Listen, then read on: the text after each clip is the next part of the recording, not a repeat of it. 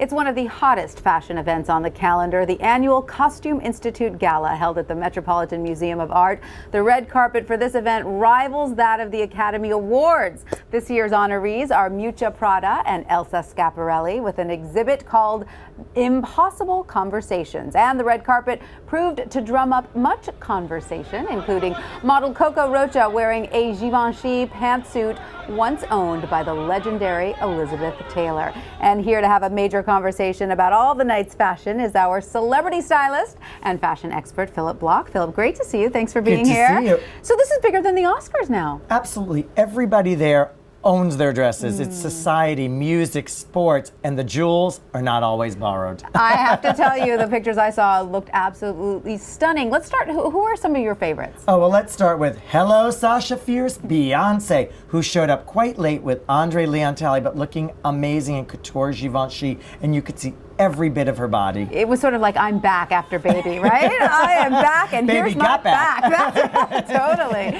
You also really liked Jessica Alba, didn't you? I loved it. It was one of our fashion picks from the collections we just saw. Michael Kors called her his golden goddess. She looked young and natural. She really did. She looked like a statue. Look, very a goddess. 40s, like Elsa Schiaparelli. It was very an homage to Elsa Schiaparelli. I agree. Now, you also like Rihanna and Cameron Diaz. They had similar looks. Very similar. It was very quiet in the front, party in the back, scoop backs, sequin, but Rihanna was a little matte, Cameron went a little more shiny, and they both had very masculine kind of hairdos. They played with androgyny. Some people were questioning Cameron's hair cut, and I guess this was a good way of hiding it a little bit, right? Well, it was interesting. Rihanna was wearing Tom Ford, yeah. and I thought, you know, Stella McCartney did Cameron Diaz, and I loved the feminine gowns, but with a little masculine touch to it.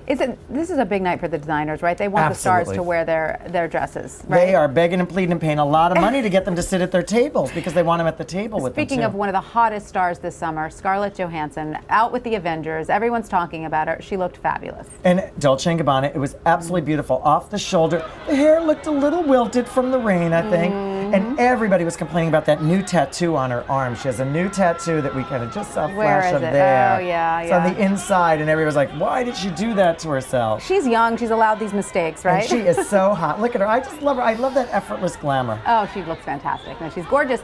Another woman who I thought looked amazing was Emma Stone. I love that red dress. Emma Stone, again, effortless glamour, and she did short the right way. Others did short, and it didn't quite work, but this was Levant, fresh, young. Oh, look at, I love the way it poofs out. How cute. Oh, she looks adorable. You want to put her on the top of a cake. And the hair so simple. I know, exactly. It's so cute. Now, also Nina Dobrev, right? Gorgeous, and Donna Karan, absolutely sleek, elegant, looked like a star. Fantastic pick. Now, also, there are some that say Sofia Vergara stole the show, and I have to agree, she looked stunning. Caliente, calientito.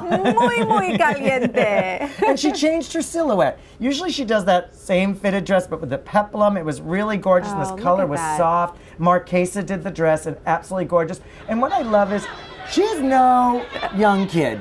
She's out there with the Emma Stones of the world, and yet she looks hot as can be. Fabulous. I mean, and her makeup looked fabulous too, I must say. Everyone. Lots of simple, very simple, clean, not a lot of overdone makeup. Love it, love it. Now we have to talk about those who didn't quite make the cut, who maybe their stylists were not feeling too well that evening. Let's start with Elizabeth Banks. Fashion challenge there. That was, her designer was Mary Katranatsu. I don't even know who that designer is. Hopefully I won't have to see anything from her again anytime in the near future. Ouch. There was everything on this dress but the kitchen sink. Like the little, I mean, what was she thinking? Well, it's high fashion, Phillip. Isn't that super high fashion? You'd have to be high to wear that fashion.